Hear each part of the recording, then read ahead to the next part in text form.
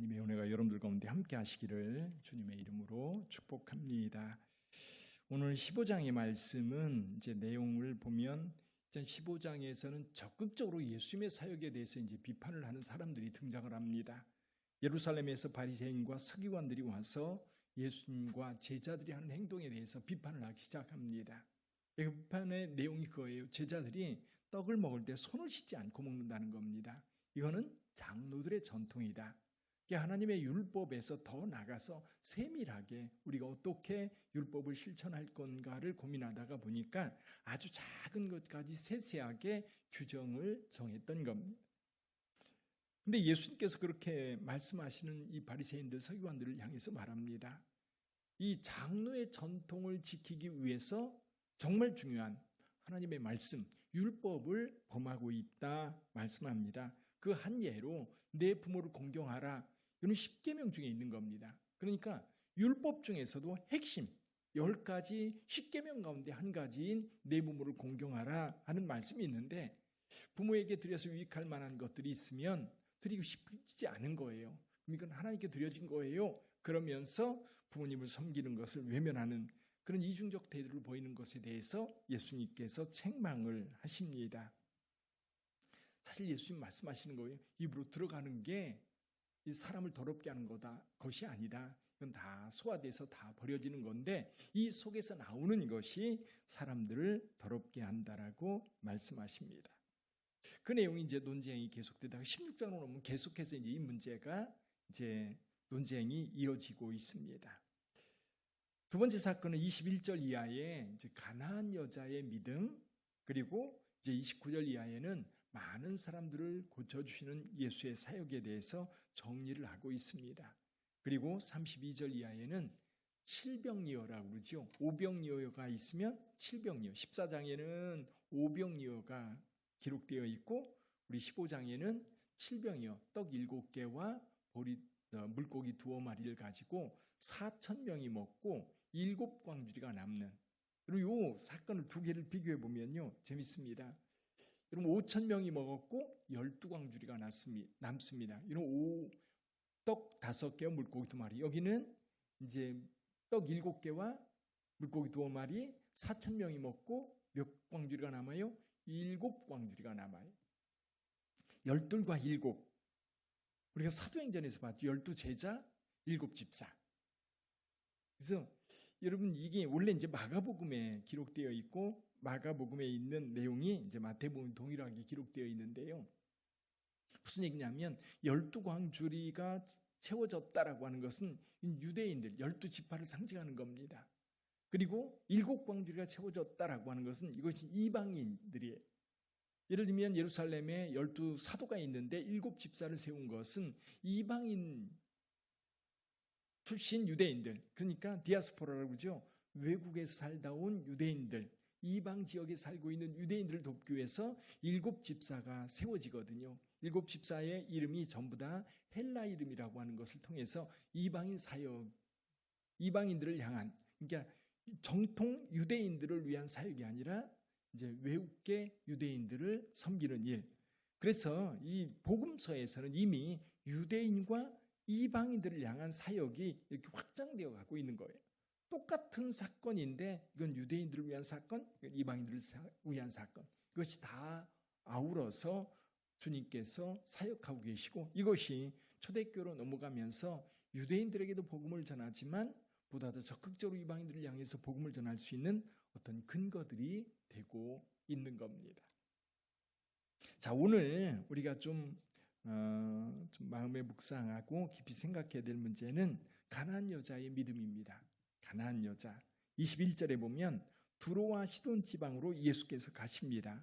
마가복음에 보면 비슷한 똑같은 내용의 마가복음에서는 예수님께서 쉬시려고 너무 사역에 지치니까 이 갈릴리 지역을 잠시 떠납니다. 이 두로와 시돈 지역은 이방인들이 사는 지역이죠. 그래서 이 지중해변 저 북쪽 갈릴리에서 서쪽 편으로 와서 해변 따라 북쪽으로 쭉 올라가면 두로와 시돈이라고 하는 지역이 있습니다. 그 지역으로 가셔서 좀 쉬시고 싶으셨어요. 근데 쉬시고 싶었는데 오늘 여기 보니까 22절에 보니까 가나안 여자 하나가 그 지경에서 나와서 소리를 지르되 주 다윗의 자손이여 나를 불쌍히 여기소서 내 딸이 흉악하게 귀신 들렸나이다. 소리를 지르고 있습니다. 그러지 않아도 피곤해 죽겠는데 예수님을 향해 소리를 지르니까 예수님이 그걸 외면합니다. 근데 다른 때는 그런 모습을 보이지 않는데 예수님이 희한하게 이 여인이 소리 지르는 거에 대해서 외면하고 계세요. 계속해서 소리 지르면서 따라오니까 이제 보다 못한 제자들이 나섰어요. 제자들이 이 23절에 보니까 예수는 한 말씀도 대답하지 아니하시니 제자들이 와서 청하여 말하되 그 여자가 우리 뒤에서 소리를 지르오니 그를 보내소서. 예수님 어떻게 좀 해야 되지 않아요? 좀 이렇게 고쳐주시든지 말씀을 하시든지 어떻게 좀 해야 되지 않겠습니까? 라고 이야기하니까 예수께서 뭐라고 말씀하셔요? 우리 24절을 좀 같이 읽어봅니다. 예수께서 대답하여 이르시되 나는 이스라엘 집에 잃어버린 양 외에는 다른 데로 보내심을 받지 아니하였노라 하시니, 이 말을 누가 들어요? 이 여자가 듣습니다. 그러면서 예수께 와서 절합니다. 주여 저를 도와주소서. 예수께서 직접 그 여인에게 이렇게 대답을 해요. 자녀의 떡을 취하여 개들에게 던짐이 마땅하지 아니하니라. 사실 그때 당시 유대인들은요, 이방인들을 개처럼 여겼습니다. 그렇게 실제로 부르기도 하고요. 그러니까 예수님께서 일반 유대인들이 가지고 있는 생각을 가지고 말씀을 하셨는데 이 여인이 놀라운 믿음을 보입니다. 27절 같이 읽어보죠. 27절 여자가 이르되 주여 올소이다마는 개들도 제 주인의 상에서 떨어지는 부스러기를 먹나이다. 아마 예수께서 이렇게 자녀의 떡을 취하여 개들에게 던지면 마땅치 않다. 그러면서 나는 이스라엘의 잃어버린 백성들을 위해서 보냄받았다라고 말씀하시면서 자녀의 떡을 취해서 개들에게 던지는 것은 마땅치 않다. 이 이야기를 들었을 때 여러분이 그 이야기를 들었으면 어떻겠어요? 우리가 가끔 치료를 받으러 병원에 갑니다. 친절한 의사가 있고 퉁명스러운 의사가 있어요. 친절한 의사가 이야기할 때는 기분이 좋습니다. 근데 퉁명스러운 한마디 툭 던집니다. 그러면 괜히 속에서 열이 받아가지고 에이 괜히 왔네. 그리고 돌아서고 싶은 마음이 있을 때가 있어요. 예전에 이제 제가 흉부외과 수술을 받으려고 이제 큰 병원에 작은 병원에서 엑스레이를 찍고 그 이제 소견서를 써주면서 그 의사 뭐라 하냐면 여기 광명시에 있는 성해병원 가지 말고 대학병원에 가세요 그러더라고요. 그래서 고대병원에 갔습니다. 그 흉부외과 의사한테 가서 그걸 보여줬더니 아무 소리도 안 하고 종이 하나 꺼내서 오늘 입원하세요 그러는 거예요. 뭐야 왜요? 수술해야 됩니다. 그리고 말이 없는 거예요. 오늘 입원하라는 거예요. 지금도 그 모습이 생생한데 아이 괜히 왔네. 그러니까 치료받으러 와가지고 기분이 이상하면 그냥 돌아가는 거예요. 근데 여기 이 여인은요, 자기 딸 귀신 들린 것 때문에 왔는데 예수께 이렇게 말씀하셨어요. 기분 상한 느낌이 전혀 없어요. 나를 불쌍히 여기소서.